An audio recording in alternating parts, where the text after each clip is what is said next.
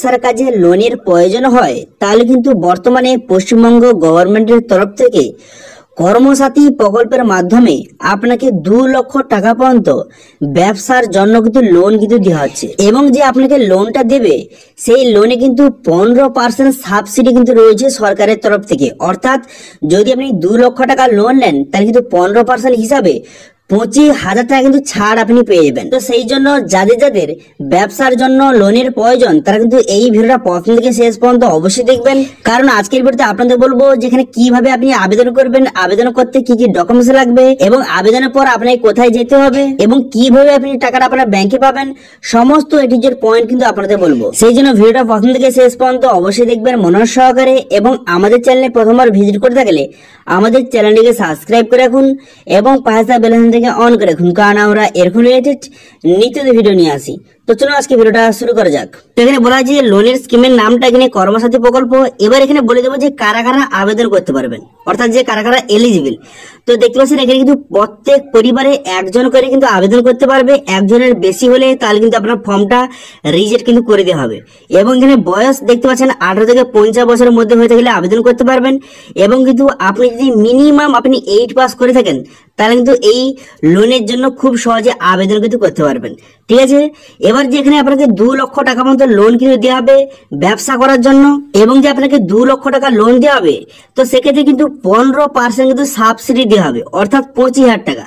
এবার যদি আপনি 2 লক্ষ টাকার কম নেন তো সেক্ষেত্রে কিন্তু 15% হারে যত টাকা হয় তত টাকা কিন্তু আপনার ছাড় কিন্তু দেওয়া হবে।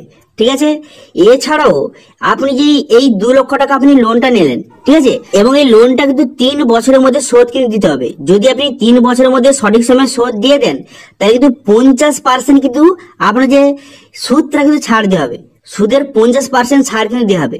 এবার যদি 3 বছর বেশি হয়ে যায় তাহলে কিন্তু সুদের 40% ছাড় কিন্তু দেওয়া হবে। ঠিক আছে, বোঝা গেল? ক্লিয়ার? ধরুন আপনি 2 লক্ষ টাকা লোনটা নিলেন, 3 বছরে আপনার যত সুদ হবে সেই সুদে কিন্তু 50% কিন্তু ছাড় কিন্তু আপনি পাবেন। ওকে, যদি 3 বছরের মধ্যে আপনি লোনটা কিন্তু শোধ দিয়ে দেন সঠিক সময়। যদি 3 বছরের বেশি হয়ে যায় তখন 40% আপনি সুদের ছাড় কিন্তু পাবেন।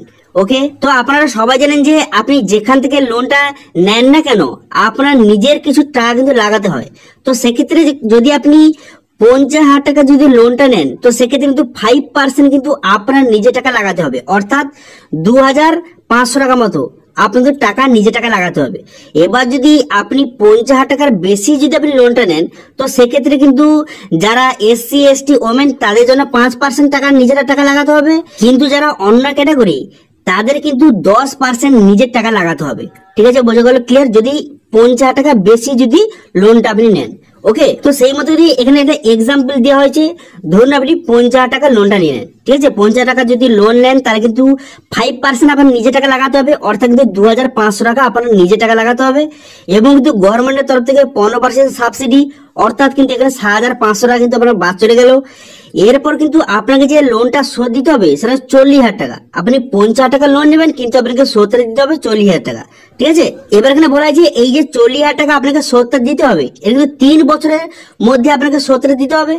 এবার যদি আপনি 3 বছরের মধ্যে সঠিকভাবে আপনি যদি শোধটা দিয়ে দেন, ঠিক আছে, 3 বছরের মধ্যে যদি আপনি লোনটা সঠিকভাবে শোধটা দিয়ে দেন তাহলে কিন্তু 50% সুদটা কিন্তু আপনার কমে যাবে।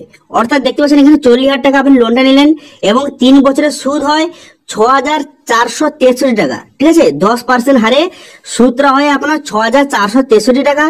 এবার যদি 3 বছরের মধ্যে আপনি সুদটা দিয়ে দেন তাহলে কিন্তু 50% অফ, অর্থাৎ কিন্তু আপনাকে সুদটা দিতে হবে 3,232 টাকা। ঠিক আছে, 50% অফ, 6,463 টাকা হয়েছিল কিন্তু 50% অফ হয়ে আপনাকে সুদটা দিতে হবে 3,232 টাকা। ঠিক আছে, বোঝা গেল? ক্লিয়ার? তো সেই হিসাবে এখানে আরো এক্সাম্পল দেওয়া আছে, এখান থেকে আপনি খুব সহজে দেখে নিতে পারবেন যে কত টাকা নিলে কত টাকা আপনাকে শোধ দিতে হবে। এখানে স্টেপ বাই স্টেপ দেওয়া রয়েছে, এখান থেকে আপনি খুব সহজে দেখে নিতে পারবেন।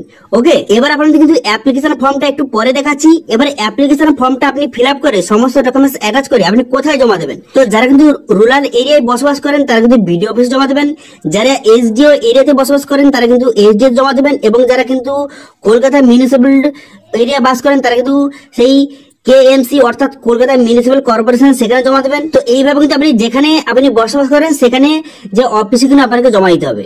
এবার অ্যাপ্লিকেশন ফর্মের সঙ্গে আপনাকে প্রুফ অফ আইডেন্টিটি এবং প্রুফ অফ রেসিডেন্ট এবং প্রুফ অফ যে এডুকেশন সার্টিফিকেট এবং প্রুফ অফ এজ এবং যদি SC ST OBC সার্টিফিকেট থাকে এবং যদি প্রজেক্ট রিপোর্ট একটু পরে আপনাকে দেখে দিচ্ছি কোথায় পাবেন।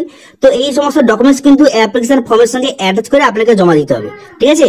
এবার আপনি আইডেন্টি হিসাবে আপনি ভোটার কার্ড দিতে পারেন এবং এজ প্রুফ হিসেবে আপনি আধার কার্ড দিতে পারেন। তো এইভাবে কিন্তু আপনি দেখে নেবেন, ঠিক আছে।